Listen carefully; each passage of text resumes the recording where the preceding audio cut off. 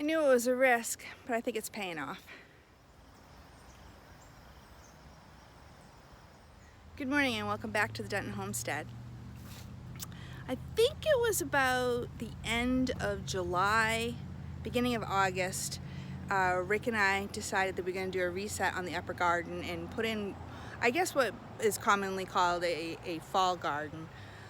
Although I didn't know there was a difference moving down here. Back in New Hampshire, you plant on Memorial Day and keep your fingers crossed there's not another frost, and you try and get everything out by Labor Day. So it's a big learning curve down here. And we're getting it, and trial and error. We decided to redo the upper garden and do it a little bit differently.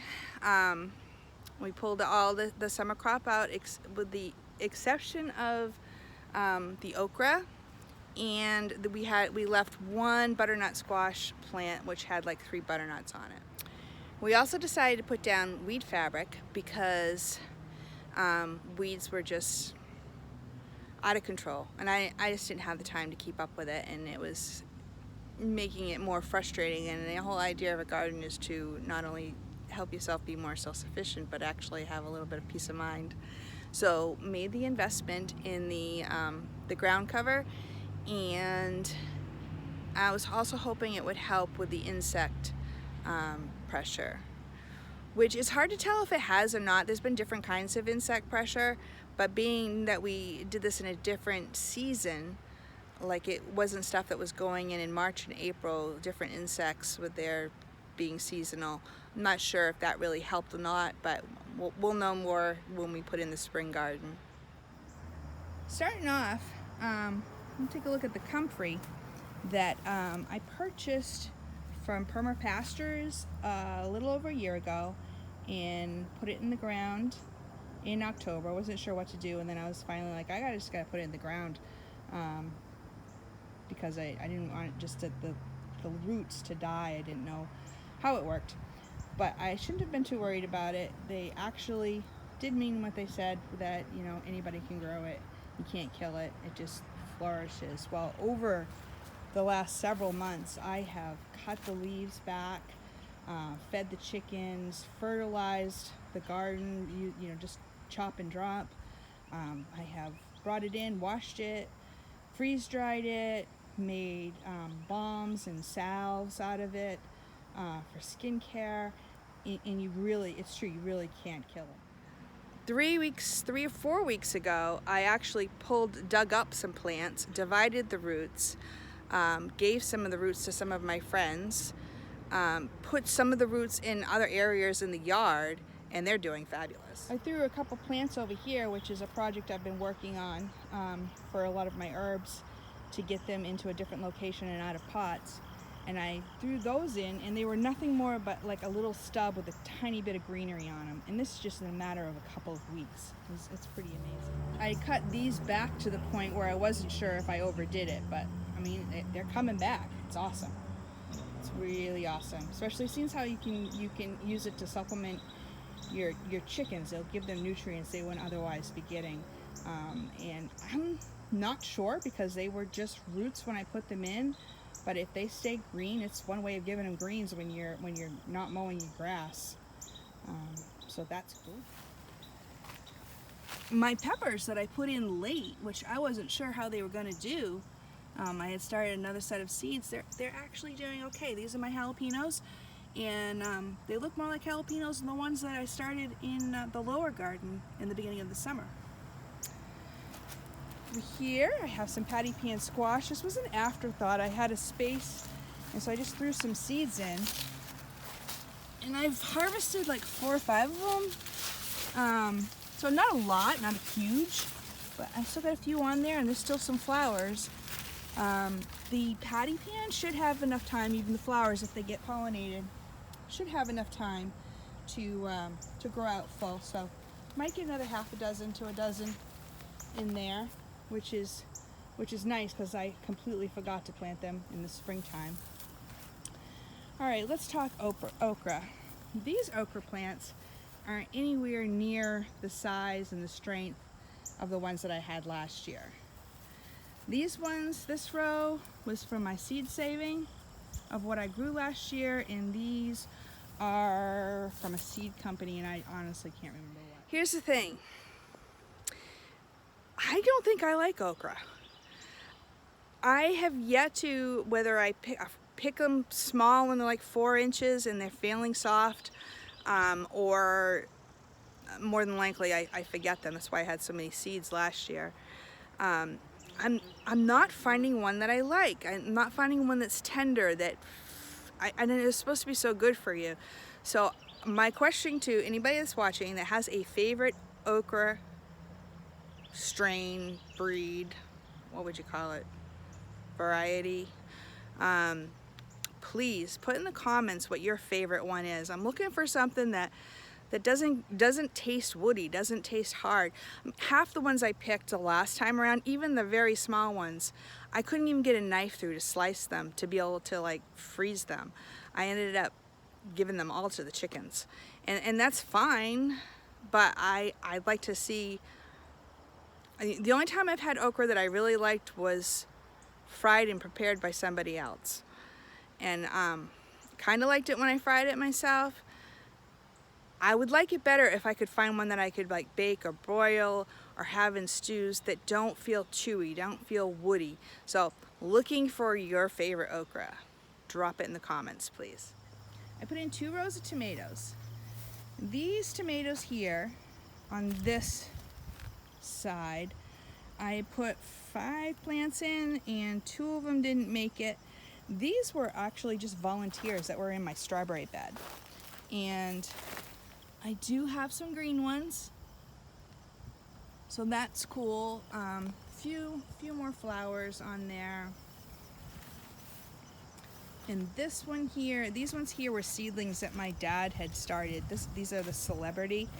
My dad had started these and he didn't have anywhere to put them, so I put them in, and I got several green ones, or at least, yeah, I got several green ones on here too. So I'm hoping that they will have enough time to actually ripen, and then I can have some more fresh eating, as well as maybe can up some more salsa. But if they don't have enough time, then I'm just gonna go ahead and pick them when I know that we're gonna have a frost. 39 degrees this morning. I wasn't expecting that. So I gotta start paying attention. Our first frost is supposed to be on the 28th. So I feel like I should have a few more weeks, but you never know. But I'll learn to do stuff with the green tomatoes. I've been hearing a lot of different recipes. So that was worth it. I had planned on putting in cucumbers, but I just never got around to it. So this whole area here was gonna be a couple rows of cucumbers, and we just didn't do it. So no cucumbers this fall. I was really hoping for an abundance of zucchini.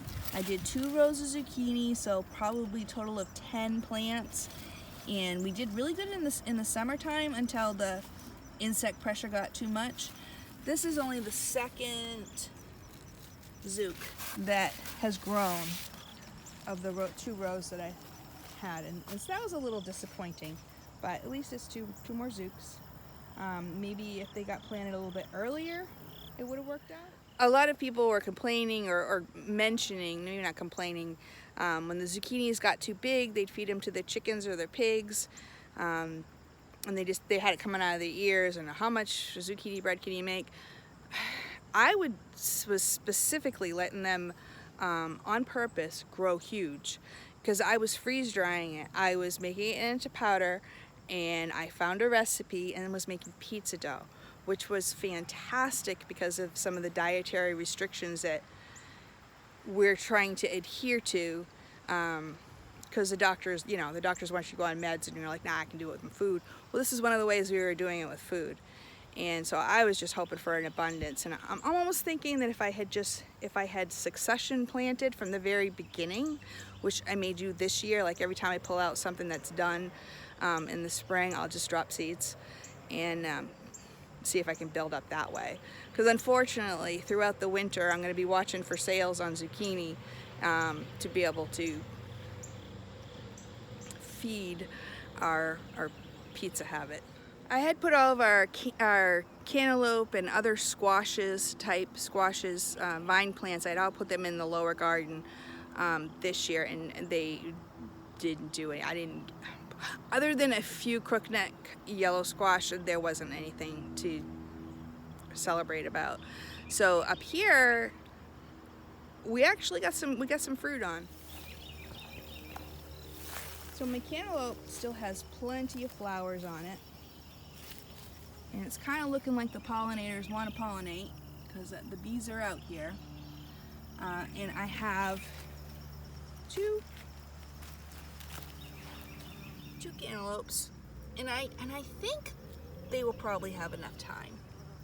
You know, I don't think if the flowers, three cantaloupe, if the flowers are pollinated, I don't know how fast they grow. These have been, the little stubs have been here for a little while.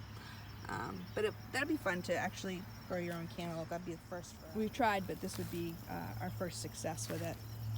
I have a few cayenne peppers, which they have not turned red yet, but I think I planted 4 or 5 and I've got 3. They're small. I think they'll have enough time, and I'll pick them green if I have to. I did try eggplant for the first time, and although there were flowers, there's some flowers, I don't think I got enough time on this, so I'm gonna have to figure out when the optimum time for planting eggplant is. I had never grown it before. I just thought that would be a cool idea to try some different recipes, possibly even be able to freeze dry and powder that and make that into a pizza dough as well. Something else new to me that I planted this year that I've never planted before was cannellini beans. I'm pretty sure I'm supposed to leave them on there. I should probably look that up. If nothing else, I'll have seed for next year. But I think I'm supposed to leave them on there to dry because I believe that they would be considered a dried bean. But they're doing good. I think I got 2 or 3 rows. The plants aren't enormous. They're not enormously huge, but I mean, it's not enough to feed a neighborhood. But like I said, if nothing else, I won't have to buy seed and I can better plan for it next year. Then we have the golden Hubbard squash. And I only got a couple of those, but that's kind of neat because I've never grown those before. I got 1, and I believe there is a few more. Yeah, there's a few more flowers kicking around, but I don't think they'll have enough time. I'm quite certain they're not going to have enough time. This golden Hubbard here was planted like 3 rows over, as was this one that's trying to jump the fence. It's kind of like climbing up the fence. So I'm gonna have to put some gloves on and get that out because that's like all black raspberries in there and lots of thorns. But I thought that was kind of funny, except for when I see how much they damaged the fence. Seeing as how it's my neighbors, that might not be funny. We've had fresh eating of string beans a few times. Got yellow over there and the purple a few times since we planted. I still haven't had enough to be able to can. And more cannellini, another row of cannellini beans. Now here's something I'm super excited about. I only have a few, but I have some pumpkins. Our first year of growing pumpkins, we had so many pumpkins, and I canned a whole bunch of pumpkins. And I had enough pumpkins to get through last year when I forgot to plant them. And this year in the spring when I put them in, most of them didn't take. But I have a few decent sized pumpkins that I'm looking forward to preserving and putting away for pumpkin desserts. They're not as big as they were their first year, but I don't care. And again, we have more flowers, but even if they got pollinated with only like probably less than 2 weeks, I don't think that they're going to amount to anything. Got another one over here. That one's bigger. One of the problems we did have this year with insect pressure, I guess you'd call them insect pressure, is vine borers. Yeah, vine borers. So I don't know how it works. I don't know how to prevent it. That's something I want to look into, because we had vines that had huge leaves, and they were just starting to sprawl. They were starting to sprawl down the hill, and all of a sudden they looked like they hadn't had water in weeks, and they were just shriveling up and dying. So gotta figure that out. Gotta figure out the vine borers. This here, I believe, is a inner Swartz squash. If it's not, it's a pumpkin with a really bad skin condition. A fun surprise is that this pumpkin vine here started out on the other side of this fence. Now, in the summertime, I had brock and cauliflower in this area. It did not have the ground covered down. It didn't do so great because the weeds that you see coming up through the fence just totally encroached it, and I couldn't keep up with it.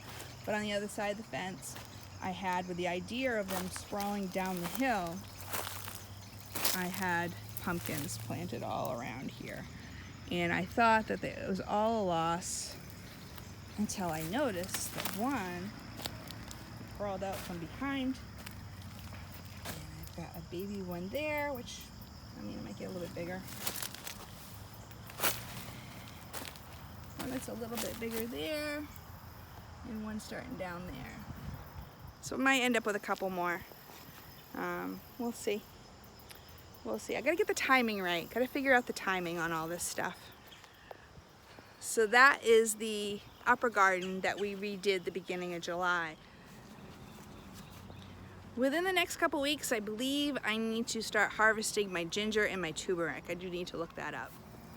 The ginger was mostly grown. What was here was grown from some of last year's ginger, so like that cost me nothing. The turmeric I bought from a vendor at the farm where you live in March, and wow, just look at those leaves. I'm hoping those leaves are an indication of how much turmeric actually is growing down there.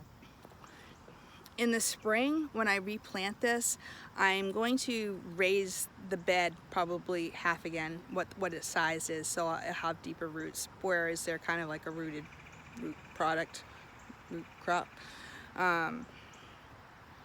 so that it has a potential of being able to grow more and give it more growing space. Because I lacked confidence in the ginger that I grew last year and actually reproducing again this year, I bought some organic ginger at a store and dropped it in a pot, and there you go. So that's exciting.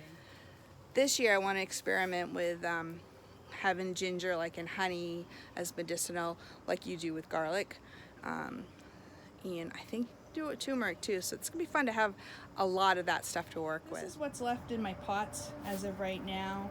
I'm probably going to be throwing some more of that stuff down there on the hill next to the lower garden. I just wanted to get the things that were most important for the roots done first. Probably going to keep the mint in here. These little sprigs of mint that I have, I actually, when I was redoing the primary strawberry bed and dividing the strawberries up into the new beds, this was in the strawberry bed. Now, there was tons of it when we moved here, tons and tons, like it was super evasive, and I pulled a lot of it out. I'm kind of wishing I had done something better, like just put it someplace else where it wasn't going to bother me, but I could still use it, but I didn't do that. So I'm probably going to just keep that in the pot, and that way I'll have my supply of mint. Drew some artichoke. That was a new one for us this year. I didn't know what to do with it, so I threw it in this little raised bed. I'm not sure when I'm supposed to be picking it. Something else. So much I gotta look up. Everything's a learning curve. But this would be fantastic if it actually has tubers, because it's very prolific. I may figure out another garden bed for it if we really like it. I wasn't worried too much about it because I don't even know if we like it. We'll find out, and then we'll go from there.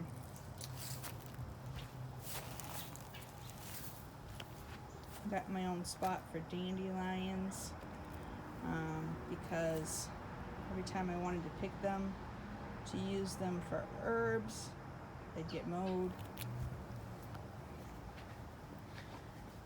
This hibiscus needs to go into the ground. I also need to do some more seed saving on it, but it needs to go into the ground. This was actually, I thought the plant died over the winter, but it didn't. And so this is like the second year. And I'm gonna get the seeds and I need to dig it up and definitely put it down by the lower garden on the bank there. Now this stuff I'm just going to keep. Well, the valerian is going to go there too, because the valerian root is what's important. But everything else will stay right here. So my kitchen garden with my oregano, sage, lemon balm, and such. And lastly is the strawberry beds. This is still a work in progress. I need to do one more bed. This is a strawberry bed. So I have this still to do. Those darn elephant ear things, they lined this whole side of the house when we moved here, and I don't know how many times I have dug them up and thrown them out in the woods, and they just won't go away. Hopefully every time I dig them up and throw them in the woods, I'm not like throwing away the fountain of youth or something, but I just find them to be a real pain in the butt. I haven't found any use for them, but yet they sell them in the store, so some people must want them.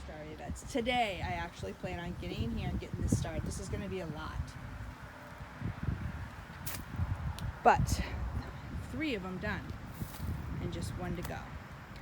Some of them that I put in look like they did the transplanting really well. And what I will do is, because I have so many extra plants over here, is if I find one that I'm not confident is actually going to come back, like say this one here, like there's 1 green leaf on there barely, I may just plop down another plant and then maybe have to thin them out again in the spring, which is fine.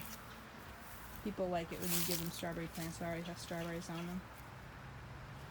So the onions are doing well, and that was the whole point, is to plant the onions with the strawberries, and I got the 3 strawberry beds. So that's it for today for the fall garden update. I will do another one on the lower garden when Rick and I get down there and get that cleaned out. I'm not sure if we're going to be putting anything in there for the winter. May just let it rest. Let the chickens go in there periodically and then just let it rest and get a fresh start on it in the spring.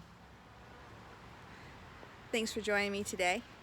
Be a blessing and be blessed.